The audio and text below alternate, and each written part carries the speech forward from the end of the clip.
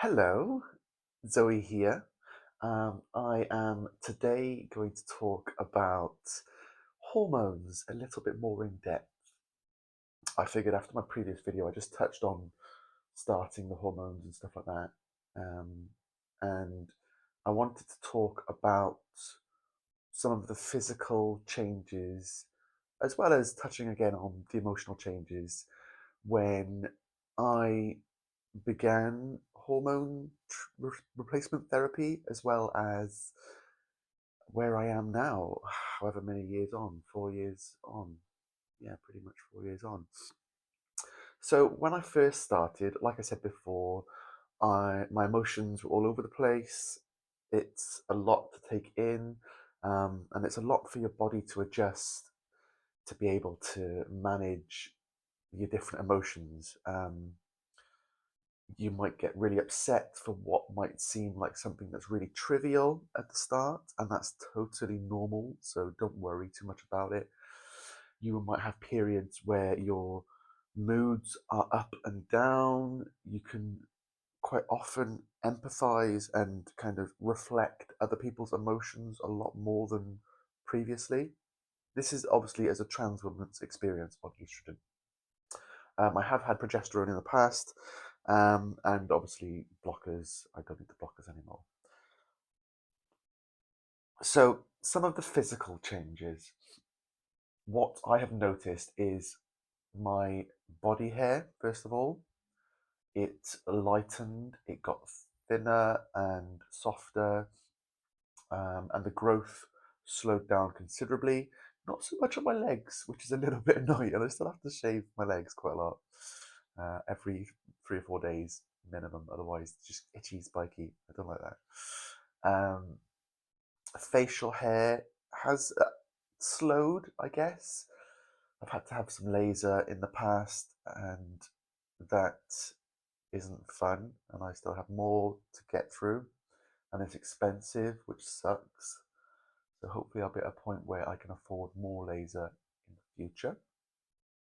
Head hair. So testosterone can cause male pattern baldness, depending on your genes, I guess, and obviously some external factors can like what's the word contribute to stuff. Um, but being on blockers prevents the testosterone from converting to DHTs, which then essentially like attack your follicles, and it's the root cause of the baldness and the thinning and the loss. Although getting off testosterone and onto estrogen will not necessarily give you new hair growth, it can stimulate some of the dormant follicles to a point. With the right treatments as well, helps. And it can also, well, it does also prevent any further loss, which is great.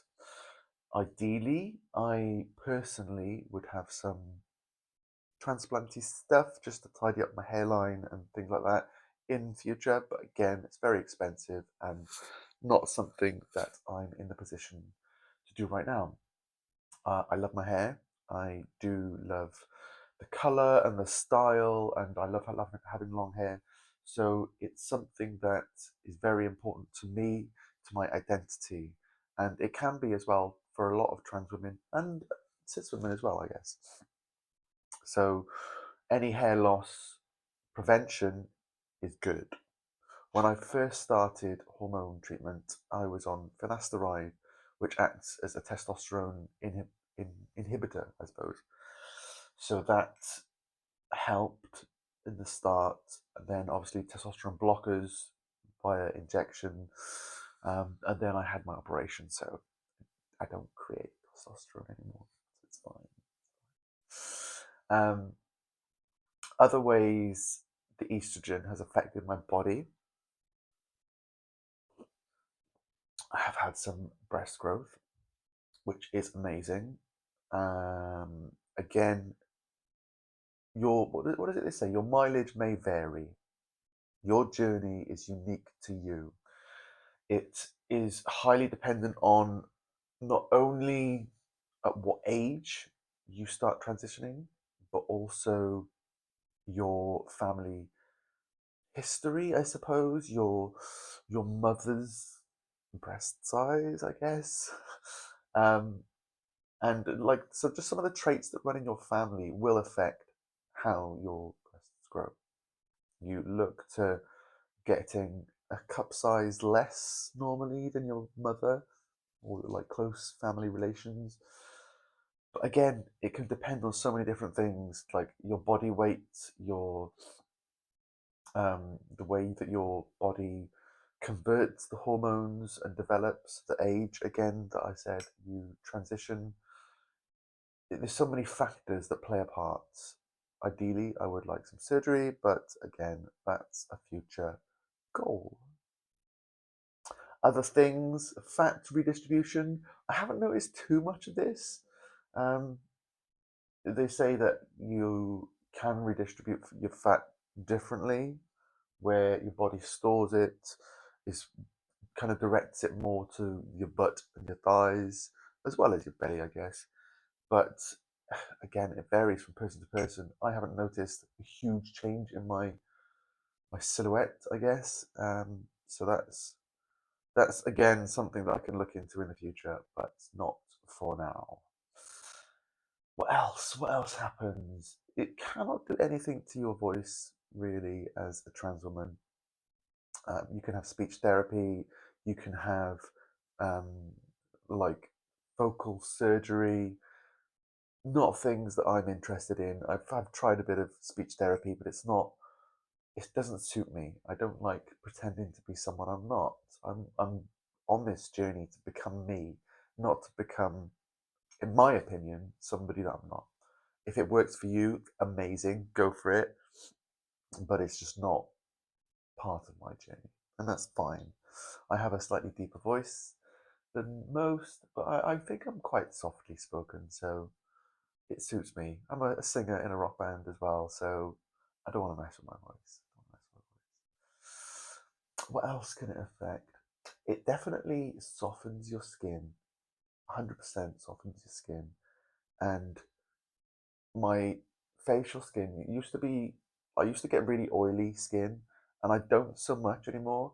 Obviously, your diet can play a big part in that, but I believe that my skin is a lot softer, a lot younger, and more taut, I guess.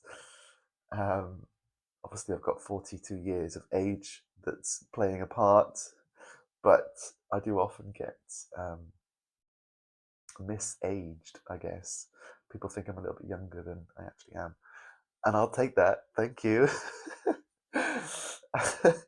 um, Other than that, there's like not any huge differences. It doesn't change your bones, so your bone structure. If you're broad shouldered, if you've got big feet, big hands, those aren't going to change. There's not a lot you can do about that in reality. But yeah, they're good physical changes. So if you're on starting your journey now, expect some changes, but don't. I would say don't get your hopes too high, and I don't mean that in a negative way, but don't expect yourself to have the perfect like hourglass figure. I mean, at all, but definitely not in the first few years. Like, and it's so hard because you do feel really impatient in the beginning, and you want to see changes, and the breast growth element of it is painful. Any woman who's grown breasts will tell you it's painful to grow breasts. So yeah, take that as it comes and just be calm, be patient, and enjoy the ride. Enjoy the emotional journey and the physical journey as much as you can. And if you want and you can get surgical options in the future, that's your decision, that's your choice. But enjoy it. Yeah, that's it for today. Loves ya. Bye.